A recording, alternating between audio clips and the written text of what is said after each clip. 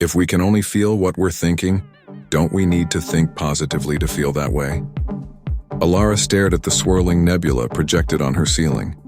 Its vibrant colors a stark contrast to the gray cloud of anxiety that had settled over her. The self-help guru's words echoed in her mind. You can only feel what you're thinking. It sounded simple enough, a neat equation.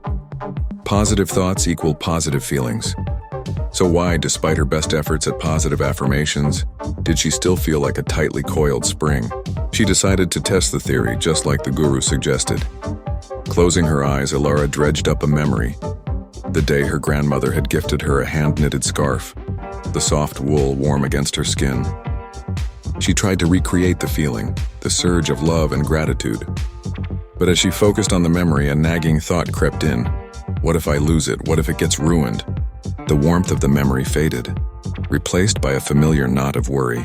Intrigued, Alara tried another memory, a moment of pure, unadulterated joy, winning the school science fair. She remembered the thrill of the announcement, the proud smile on her father's face. But as she relived the moment, she realized something strange. There were no words, no internal monologue, just a burst of pure elation.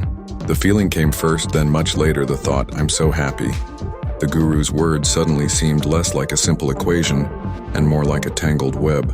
If she wasn't thinking positive thoughts in those moments of pure joy, how could she have felt such intense happiness? A new idea sparked in her mind. What if the guru had it backwards? What if feeling good wasn't about thinking positive thoughts, but about quieting the mind altogether? Alara looked at her baby brother, gurgling contentedly as he played with his toes. He wasn't thinking about his future, his finances, or his to-do list. He was just being immersed in the present moment, radiating pure joy. She thought of a walk she'd taken in the woods, the dappled sunlight filtering through the leaves, the scent of damp earth. Again, no thoughts, just a sense of profound peace.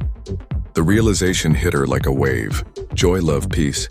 These weren't emotions manufactured by positive thinking. They were her natural state, buried beneath layers of worry and self-doubt. It wasn't about thinking her way to happiness, but about unthinking her way back to it. Alara started practicing mindfulness, learning to observe her thoughts without getting caught up in them.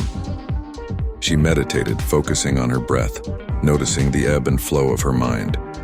At first, it was difficult. Her thoughts were like hyperactive monkeys swinging from one branch to another. But slowly, with practice, she began to find moments of stillness, pockets of peace between the chatter. And in those moments, she felt it, a quiet joy, a sense of connection to something larger than herself. It wasn't the ecstatic happiness of winning the science fair, but something deeper, more sustainable. It was the joy of simply being alive. Alara realized that the guru's words weren't entirely wrong. Thoughts did affect her feelings, but it wasn't about forcing positive thoughts. It was about recognizing that her natural state was already positive, already joyful. The key wasn't to think positive, but to think less, to create space for the joy that was already there, waiting to be rediscovered. The nebula on her ceiling seemed to pulse with a new light, a reflection of the quiet joy that was beginning to blossom within her.